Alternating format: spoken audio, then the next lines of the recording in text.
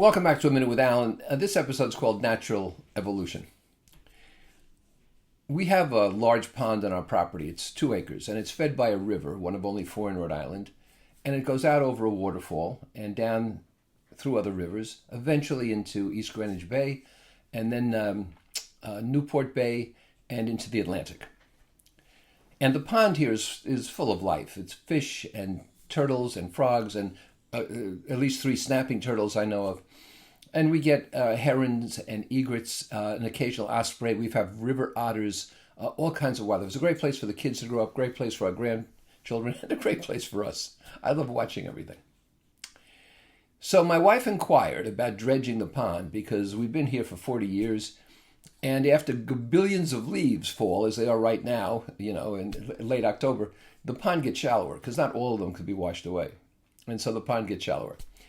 And the Department of Environmental Protection, I guess it is here in Rhode Island, told her, look, if you were to dredge the pond, you would have to have trucks to take out the silt and the stuff that's down there. You'd have to have an approved dumping site. You'd have to prove that you're doing this and so forth. There are a lot of other restrictions. He said, but basically, we only approve dredging something like that if there's an extraordinary act. He said, something crashed into the pond, okay? But if it's nature at work, which in this case it is, it's the seasons changing, we tell people they just have to leave it alone. And he said it might affect your wildlife. The large turtles might no longer be able to live there because it's not deep enough. It might affect the kind of fish you have. He said, but believe me, he said, it's best to leave it alone. And when my wife thought about it, he was right. We shouldn't mess with nature.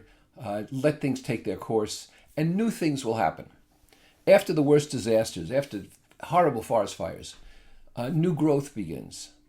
And all kinds of insects and small animals find refuge in the aftermath of the fire. Some find food, some find places to make their homes. And so nature goes on. I think capitalism's the same way. We're worried about AI.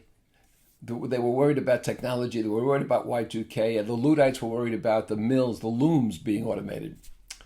But capitalism has its own sense of evolution. And some people profit and some people don't. We should try to make it as ethical and as proper as possible, but we're not going to be able to change it. I doubt, frankly, that we'll be able to change the climate. The Earth has been going through cooling and heating periods of prolonged duration for 500 million years. And so some things you just have to accept, as Darwin tried to point out. And I think if we do that, we'd have a lot healthier, more productive life, and we'd be able to enjoy ourselves a lot more.